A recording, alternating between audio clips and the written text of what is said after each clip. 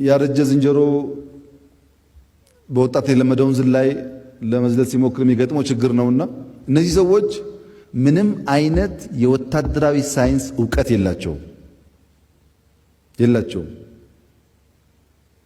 ያረጀ ሐሳብ ነው ያላቸው። በፖለቲካውም ያረጀ፣ በኢኮኖሚም ያረጀ፣ በውትድርናውም ያረጀ።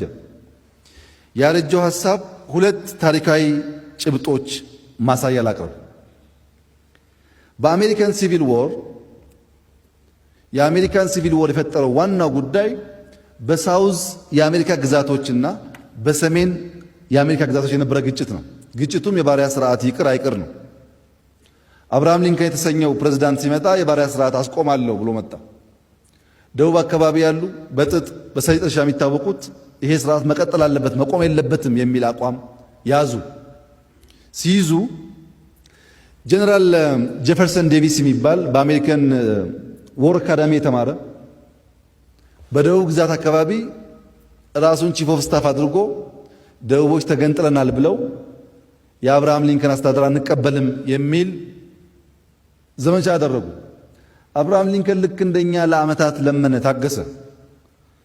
ለምኖ ታግሶ በመጨረሻ አንድ ቀን በማታ ልክ እንደዚሁ ነው፣ ዲፍረንስ የለውም። ሳውዝ ካሮላይና የሚባል ግዛት ውስጥ የነበረ ሜካናይዝ ጦር ሳያስብ ሳይዘጋጅ በሌሊት ገብቶ ጀነራል ዴቪስ ደበደባቸው። መሳሪያ ቀማ፣ ነጠቀ። አብርሃም ሊንከን አልተዘጋጀም። ያ ወታደር ነኝ ውትድርናን ከኔ ላይ የሚያውቅ የለም በሚል እብሪት የተወጠረ ሰው ነው። አብርሃም ሊንከን ሚሊሻዎች ጠርቶ የመጀመሪያ የሰራው እነዚህ የደቡብ ግዛቶች ወደ ውጭ የሚሄዱበትን ቦርደር መዝጋት ነበር።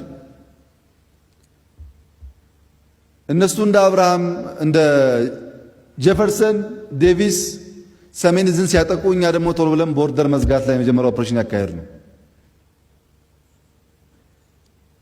ሁለተኛው ታሪክ ከአሜሪካ ሲቪል ዋር ጋር የሚያያዘው እና አሜሪካኖችን በዚሁ አጋጣሚ እናንተን የገጠማችሁ ፈተናን የገጠመን እናንተም ተዋክታችሁ ያውም 3 ዓመት ተኩል ተዋክታችሁ ነው ሳውዝን ከሰሜን ጋር አንድ ያደረጋችሁት።